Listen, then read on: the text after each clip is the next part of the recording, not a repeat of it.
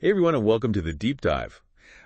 Today we're diving into something, well, pretty heavy actually. A case a listener specifically requested. Oh, interesting. Which one? The Jennifer Levin murder back in '86, Central Park. Right. A case that, well, really gripped the nation, I'd say. So much more than just, a crime. Exactly.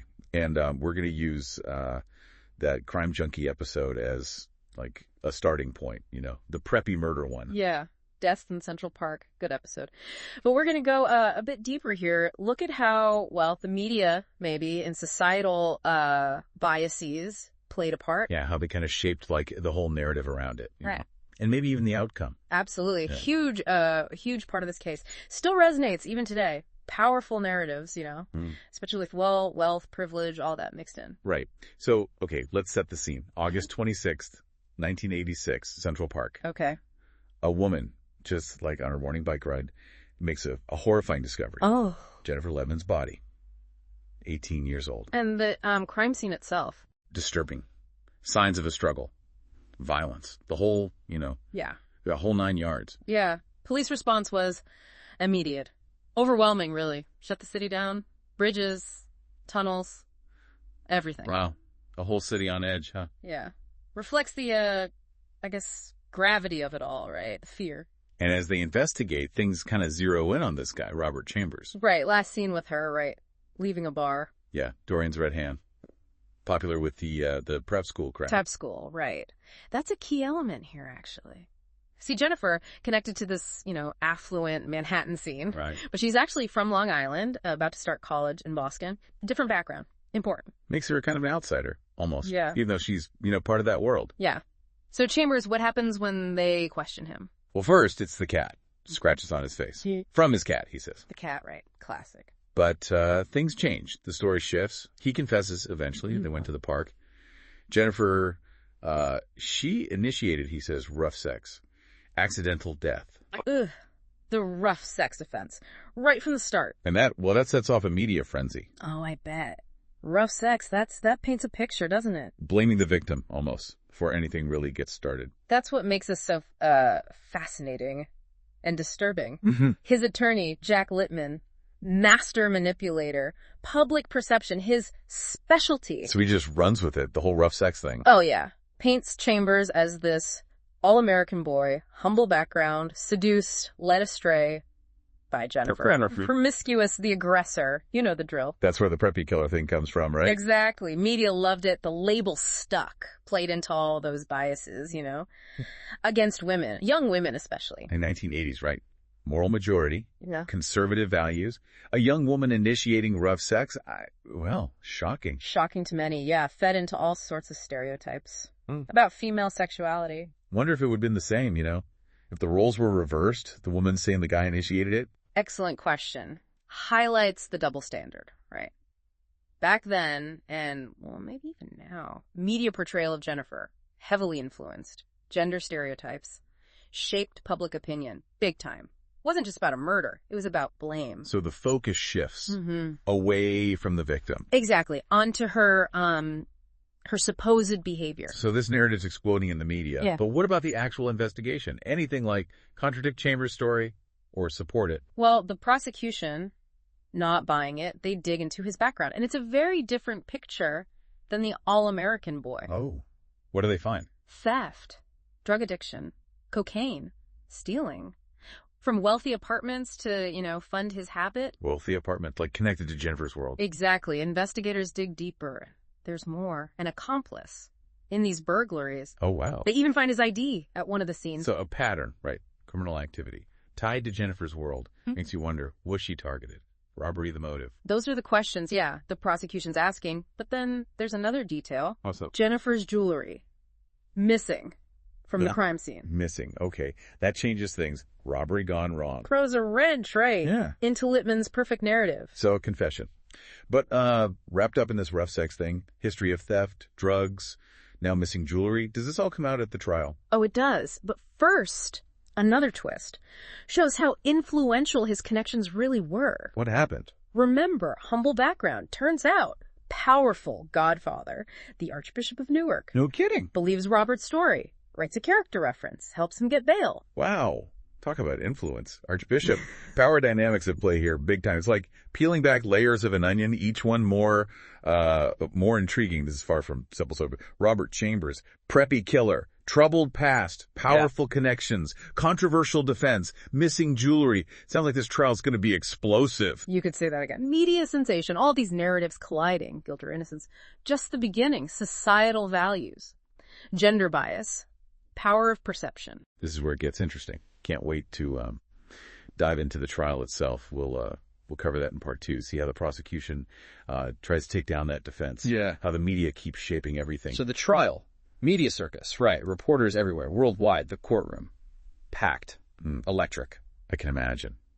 So all this attention, all this pressure, how does the prosecution even start to make their case? Seems like a tough one. Oh, absolutely. Uphill battle for sure. That image, so carefully crafted, all-American boy, victim of circumstance, and then the defense, shifting the blame. But Linda Fairstein, the prosecutor, formidable, she's ready to fight. It's important to remember, right, at the heart of this, there's Jennifer, a young woman, lost her life, easy to get caught up in, the legal stuff. Absolutely. Can't forget that, the impact on her loved ones. So Fairstein, she wants to present a more complete picture of Chambers, the thefts, the drugs, remember the burglaries? Yeah, and the missing jewelry. Seems pretty crucial. Crucial, right. But the judge, controversial decision. The jury, can't hear about it. Too prejudicial. Whoa, huge blow to the prosecution, right? How can they not present that? Major setback. They think it establishes motive, right? Robbery gone wrong, maybe, but no. Focus stays on that night. In the park.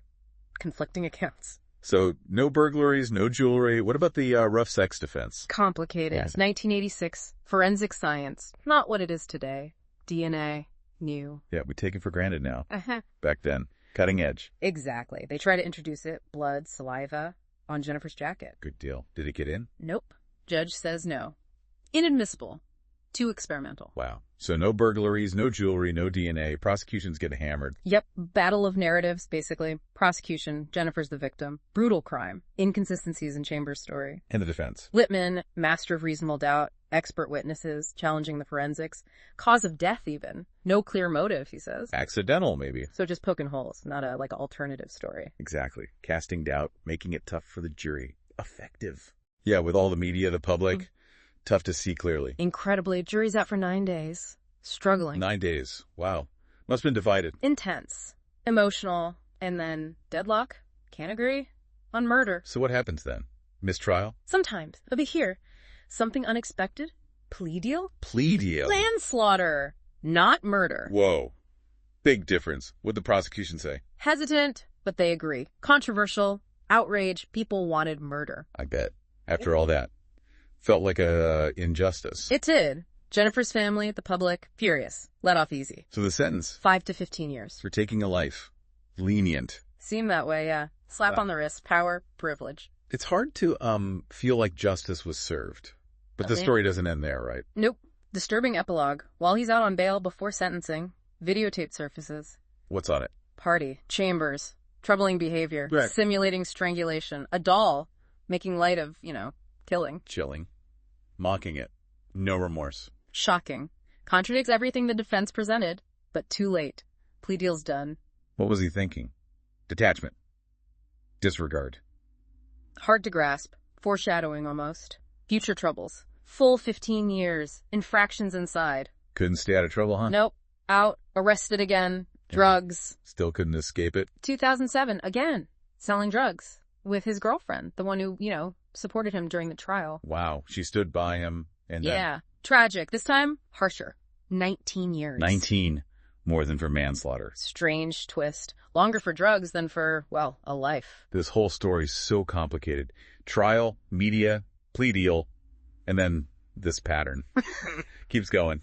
Was justice ever served? Still debated, but there's one more piece. Jennifer's legacy. Making sure her death wasn't, in vain. Okay, after all this darkness, some good, maybe. It's easy to get lost in the, trial details, Chambers. Yeah. But Jennifer, the impact. Can't forget that. So true. And this is where Jennifer's mother comes in, Ellen Levin. After, everything. She channeled it. Grief, anger, force for change. I can imagine. Turning such a tragic loss into something positive, inspiring. It is. Advocate for victims' rights, making sure, other families wouldn't face the same injustices. She saw how the system could fail victims, especially in these kinds of cases, sexual assault, violence against women. So what did she, specifically fight for? Big one. Expanding New York's rape shield laws, protecting victims. Rape shield laws, what are those exactly? They limit what evidence can be used about a victim's past sexual history in court. Oh, why is that important? Well, before, defense attorneys, they'd use it, right, to discredit promiscuous, consented, shifting blame. Oh, I see. So it's about keeping the focus on the crime, not distracting the jury with irrelevant stuff. Exactly. Ellen Levin saw that, fought to change it, made a real difference. In New York, powerful voice, more just, equitable system. Turning a tragedy into a movement, helping others. That's wow. Her legacy, it inspires activists, advocates, changing the conversation, giving victims a stronger voice. This deep dive, eye-opening, complex case, media influence, biases, justice. Resonates, right. Even today, challenging narratives, questioning assumptions, fighting for a fairer world. A lot to think about. The media shaping everything, amplifying voices, marginalizing others, wealth, privilege, impact on the trial. How would this case be different, today? Social media. Good question. Even more complex, I think. Truth, fiction. Harder to separate, maybe. What do you think? Social media. Help or hurt? Yeah. Justice for Jennifer. Hard to say, really. Social media's power, huge. Shaping narratives, public opinion, truth and fiction so blurred. Fascinating to consider. Things change, right? Tools, platforms, but the core issues. Bias, prejudice, justice. They stay the same. Absolutely. Stay vigilant. Challenge narratives. Question. Advocate. Well, thanks for joining me. Powerful deep dive. A real journey. Learned a lot. And to you, listening, keep exploring this case. The bigger issues. Ellen Levin's work. Forensic science. DNA. There's always more. Curiosity. That's the key. Pleasure diving deep with you both. Understanding the past, right? Helps us now. Builds a better future. Until next time, keep exploring, keep questioning, keep diving.